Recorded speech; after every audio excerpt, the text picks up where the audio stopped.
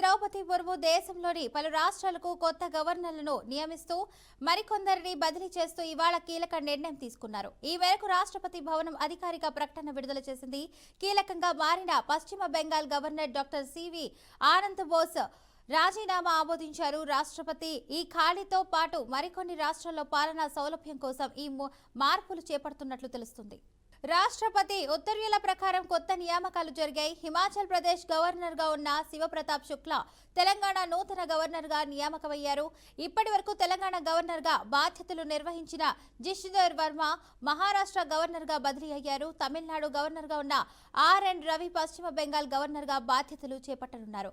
Kerala governor Rajendra Vishwanath Arlekar Tamil Nadu governor గా అదనపు బాధ్యతలు నిర్వహించనున్నారు. రిటైర్డ్ లెఫ్టినెంట్ జనరల్ సయ్యద్ అతా హస్నే బీహార్ గవర్నర్ గా నియమితులయ్యారు. తరంజిత్ సింగ్ సంధు ఢిల్లీ నూతన లెఫ్టినెంట్ గవర్నర్ గా నియమితులయ్యారు. ఇప్పటి వరకు ఢిల్లీ ఎల్జీగా ఉన్న వినయ్ కుమార్ సక్సేనా లఖడ్ లెఫ్టినెంట్ గవర్నర్ గా బదిలీ అయ్యారు. లఖడ్ లెఫ్టినెంట్ గవర్నర్ గా ఉన్న కవీందర్ గుప్తా హిమాచల్ ప్రదేశ్ గవర్నర్ గా నియమితులయ్యారు. నందకిషోర్ యాదవ్ నాగాలాండ్ గవర్నర్ గా బాధ్యతలు చేపట్టనున్నారు. పై నియామకాలన్నీ వారు బాధ్యతలు చేపట్టిన తేదీ నుంచి అమలులోకి వస్తాయని రాష్ట్రపతి భవనం తన ప్రకటనలో పేర్కొంది.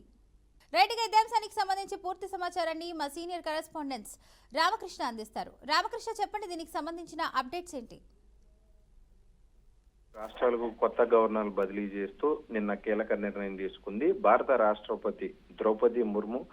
తెలంగాణ నూతన గవర్నర్ గా శివప్రతాప్ శుక్లాని నియమించింది. హిమాచల్ ప్రదేశ్ గవర్నర్ గా ఉన్న శివప్రతాప్ శుక్లా ఏదైతే తెలంగాణ నూతన గవర్నర్ కూడా నియమించడం జరిగింది. పశ్చిమ బెంగాల్ గవర్నర్ గా డాక్టర్ సివి ఆనంద్ ఏదైతే రాజీనామా చేశారో దానికి సంబంధించి ఆమోదించడం జరిగింది. సో ఈ నేపథ్యంలోనే కొన్ని రాష్ట్రాలకు సంబంధించి గవర్నర్లు ట్రాన్స్ఫర్లు జరిగాయని చెప్పుకోవచ్చు. కొంతమంది కొత్తగా కూడా నియమించారని కూడా చెప్పుకోవచ్చు. మెయిన్ గా తెలంగాణ రాష్ట్రానికి, మన రాష్ట్రానికి వచ్చినటువంటి ఏదైతే యూపీ నుంచి వచ్చారో మెయిన్ గా చూసుకున్నట్లయితే ఏదైతే శుక్ల రాజకీయ ప్రస్థానం ఒకసారి కనుక మనం చూసుకున్నట్లయితే ఏదైతే హిమాచల్ ప్రదేశ్ ప్రస్తుత గవర్నర్ గా ఉన్నారు. 2023 ఫిబ్రవరి నుంచి హిమాచల్ ప్రదేశ్ గవర్నర్ గా ఉన్నారు. తాజాగా ఆయన తెలంగాణకి నియమించడం జరిగింది. 1989లో మొదటిసారిగా ఎమ్మెల్యే కూడా ఈయన కంటెస్ట్ చేశారు బీజేపీ పార్టీ నుంచి. దాదాపుగా 89 నుంచి 2002 వరకు కూడా ఎమ్మెల్యేగా పనిచేశారు. యూపీలో మంత్రిగా కూడా పనిచేశారు, కేబినెట్ మంత్రిగా కూడా పనిచేశారు. ఏదైతే 2012, 2017 వరకు యూపీలో ఉపాధ్యక్షుడిగా కూడా బీజేపీ పార్టీకి సేవలు అందించారని కూడా చెప్పుకోవచ్చు. ఇంకొక కీలక అంశం 2016, 2022 రాజ్యసభ సభ్యుడిగా కూడా యూపీ నుంచి దీనికి సంబంధించి ప్రాతినిధ్యం కూడా వహించారు. సో మొత్తం మీద ఏదైతే బీజేపీ పార్టీ కొంత కీలక నేతగా కూడా ఉన్నారు. సో తర్వాత ఏదైతే హిమాచల్ ప్రదేశ్ కు సంబంధించి గవర్నర్ గా నియమించారు, తర్వాత ఇప్పుడు తెలంగాణ రాష్ట్రానికి వచ్చారు. గవర్నర్ గా చాలా అనుభవం కూడా ఉంది. సో తెలంగాణ రాష్ట్రానికి ఆయన సేవలు మరింతగా అందించే అవకాశం అయితే ఎక్కువగా ఉందని చెప్పుకోవచ్చు. ఫాతిమా.